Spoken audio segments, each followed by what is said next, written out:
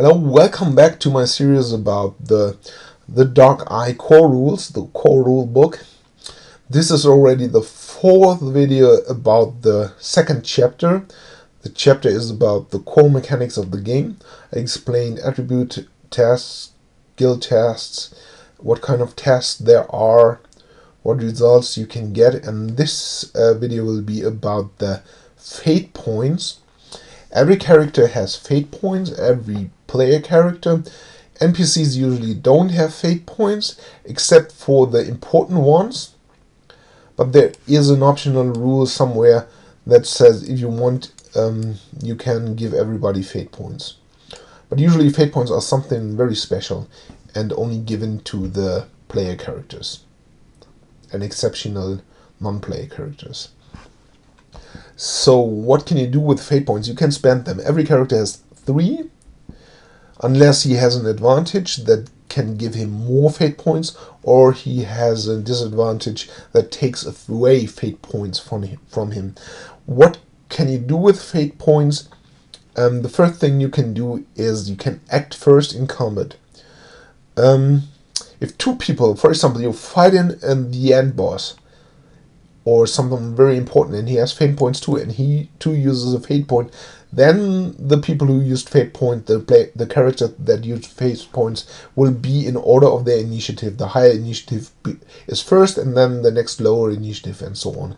But if no one else uses a fate point and you use one, you are going to go first and be the first one to attack or do whatever, cast a spell. Next usage for fate points, you can re-roll tests.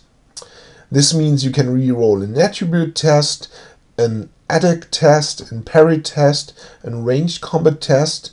You can re-roll a skill test. A skill test has 3 rolls, and you can re-roll any of the skill test rolls. You don't have to re-roll all 3, and you can re-roll only 1 or 2 dice, and it always costs only 1 fate point. By the way, the name fate point is my translation. I didn't look up how they are calling it in the original rule. I think I've seen the name. I'm translated now with fate points. What else can you do? You can reroll. You can improve the quality level of your test. That can be applied after the test. The test has to succeed. And then you see, oh, my quality level is too low. You can improve the quality level by 1. By spending 1 fate point. You can improve it more. Next thing is you can re-roll a damage roll. Damage rolls are done with d6 usually. 1, 2, 3, d6 plus a modifier. And the fate point allows you to re-roll 1 of the dice, and you can only use 1 fate point to re-roll 1 die. You cannot re-roll more than 1 die by spending more fate points on this 1 damage roll. Next damage roll, you can spend a second on that damage roll to re-roll 1. Next thing you can do with fate points is improve your defense. Defense is kind of an attribute. It is roughly half that of your attack. Can be pretty low, especially when you're not a fighter character. For example, like it starts at 3 and goes up to over 10 or something. But when you're not a fighter character and you have to fight with a weapon you're not used to or don't have the weapon, maybe only 3 and maybe 4, 5 or 6. That would be quite common, I think. And spending 1 fate point will allow you to raise your defense by 4. And this is pretty good because you can roll more than 1 defense roll in a combat turn. But every defense roll gives you a modifier of -3. An additional modifier of -3. So the second roll on defense is -3. The third roll is -6, and so on. And additional 4 points on your defense, on your parry, can give you an additional roll and raise your chance to defend.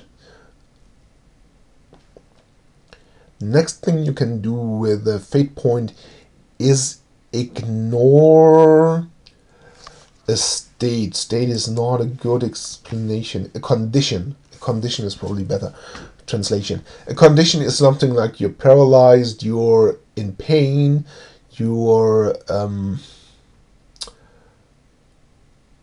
yeah. I will explain the conditions next. It is usually a condition is negative for you, and it gives you a negative modifier on certain tests that make sense. For example, if you're paralyzed partly and you try to move, you will get a modifier on anything that has to do with movement, including language, because you can't move your tongue or something.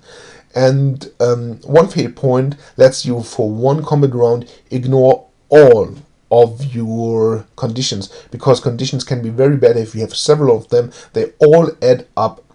All the negative modifiers add up, and you can ignore this for one turn if you spend a fate point.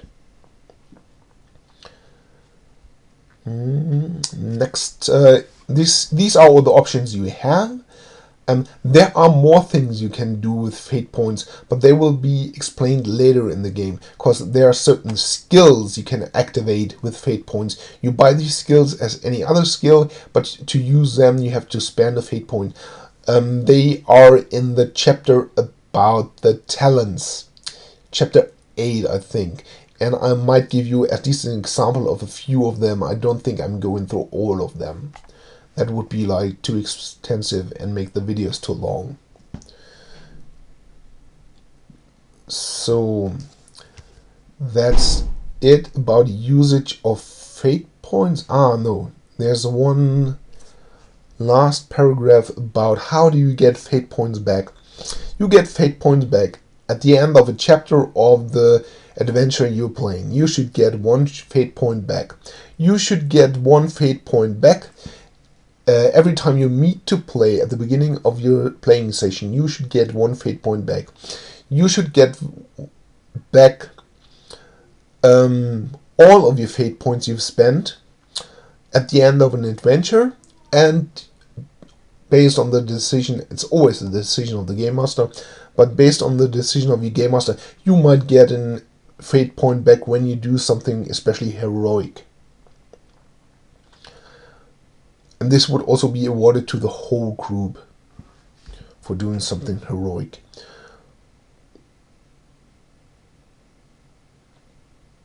And this these optional rules say you might also get fate points back for entertaining play or good role play or something. This explained that you can have also fate points if you want for NSCs that would usually have none, or would completely ignore the fate points. If you think fate points are dumb, nobody has fate points. That's what this optional rules section is about. So that's about fate points.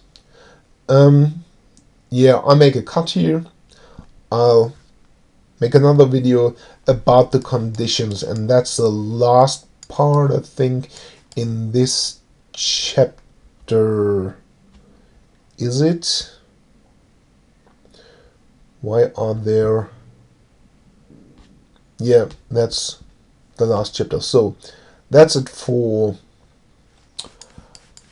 the fate points. Thank you for your attention. Again, if you have questions, or if I explained something wrong, or if you have any kind of comment, please comment in the comment section and I'll try to answer your questions. And thank you for your attention. Bye.